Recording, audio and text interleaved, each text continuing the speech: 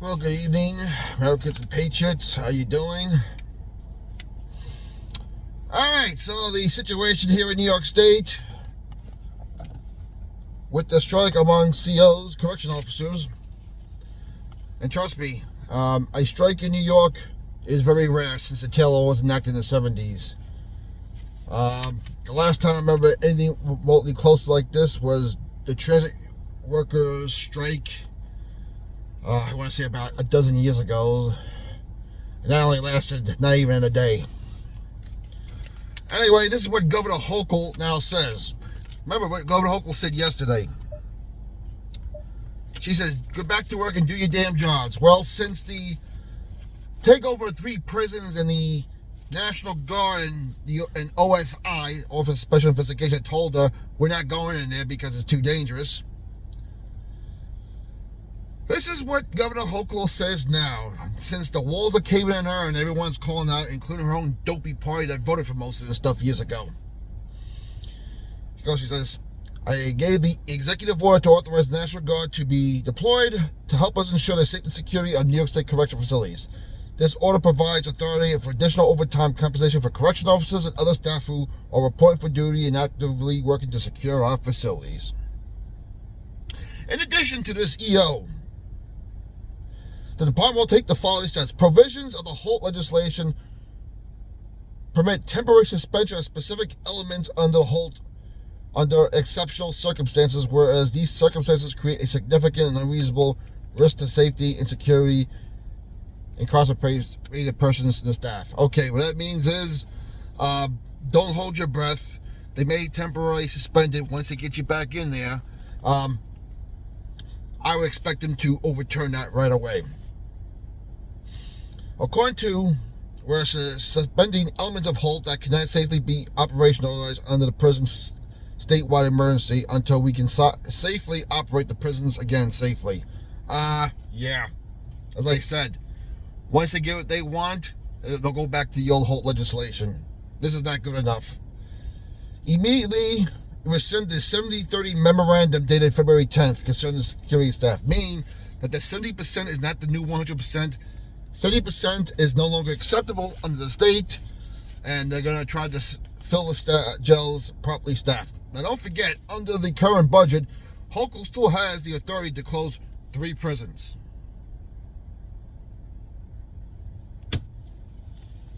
And considering the ones that were left abandoned and destroyed, those guys may be in the chopping block. We will see. Also, they're not willing to give COs overtime at double time and a half. Don't get time and a half, double time and a half, the regular rate for employees who continue to work, of course, during this emergency time only. They've done this before. Now, if you can report to work today before midnight, regardless of the employee's scheduled shift who are participating in the job action, there will be no discipline against you. In other words, no suspension, no losing 2 days pay for every day you strike. And the National Guard will remain in place until we can stabilize operations in the facilities. We will continue to work with the NSCOBA union, blah, blah, blah. I value the hard work and commitment of the men and women. Yeah, sure you do. You're full of crap, Hochul. There you go. So, yesterday she went from, you're going to do your damn jobs, and that's it, to, this is what happened. So, things aren't going her way. And there's rumor going around that the CERT teams that went up to those facilities, and if you don't know what the CERT team is, it's basically the correction version of the SWAT teams.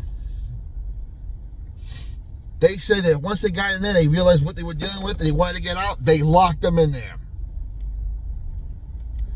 Good Lord, I cannot imagine those guys who are highly trained, especially the Albany CERT team, being locked in that crap by the order of Commissioner Montesulo via Hochul.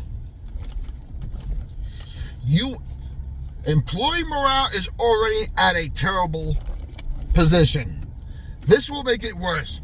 If you're going to do this to your most trained and so-called most elite correction officers, your Albany CERT,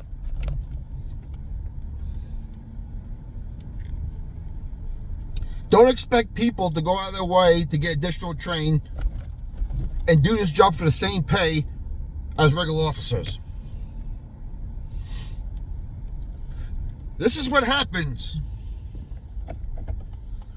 when you have a leftist nut job running your law enforcement agencies.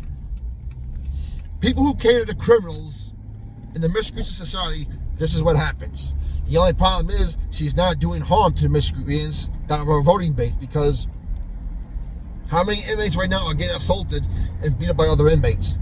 Because contradicting to what the inmates' rights groups are telling you and the ACLU, violence across the board in New York State in the prison system is up high. Especially inmate on inmates, because there's no repercussions. And this is what the inmate groups fail to realize. Or they don't care. Or this is for nothing more than an appearance for their base. A lot of old-time inmates, they tell you they hate this whole legislation because there's no structure. It doesn't just put them in harm's way, it has put officers in harm's way big time. Assaults on staff are high. Inmate on inmate is really high. And now even inmates assault on civilian staff like teachers, doctors, nurses, kitchen staff are up. I mean, it was rare when you used to see one of those assaults take place, but now with no repercussions under the correctional bail reform, there's no fear. So this is what the hard men and women of law enforcement are dealing with.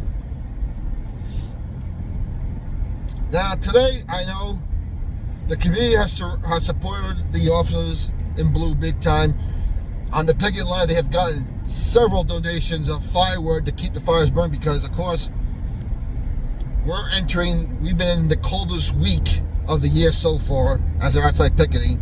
All kinds of food donations from pizzerias, Jersey Mike's, local restaurants, people just dropping by, dropping off bottles of water, cookies. And the local assemblyman here in New York State, Anil Beepin, stopped by, who's been a supporter of law enforcement. He's one of the good guys in the New York State legislation. Came by, he's actually done a tour of the prison system, and said he's doing anything he can to get to rally the legislature in New York State to change this ridiculous stuff. Now he's pledged tomorrow he's going to come back with the State Senator Rob Rollison, a Democrat, to both Greenhaven and Fishkill, as well as the federal representative Mike Lawler, to come talk to us. Now, what can Mike Lawler do as a federal? Not much. I mean, this is a state issue, but as the old saying goes, how doctors listen to other doctors, lawyers listen to other lawyers, politicians listen to other politicians.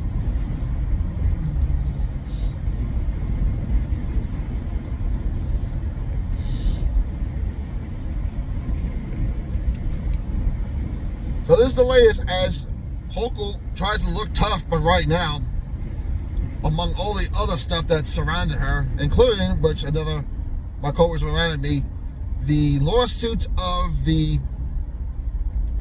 congestion pricing coming to a halt now. We'll see how that works out.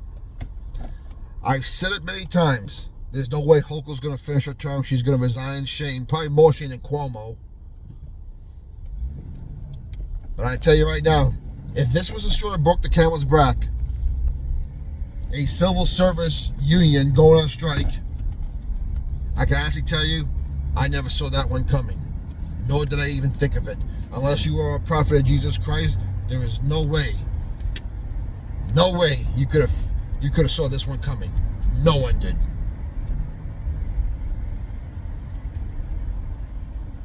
Comments down below what your opinion like to know. Like, subscribe. Keep the country in prayer. Keep New York State in prayer. Keep those men and women in blue in prayer. We'll talk to you later.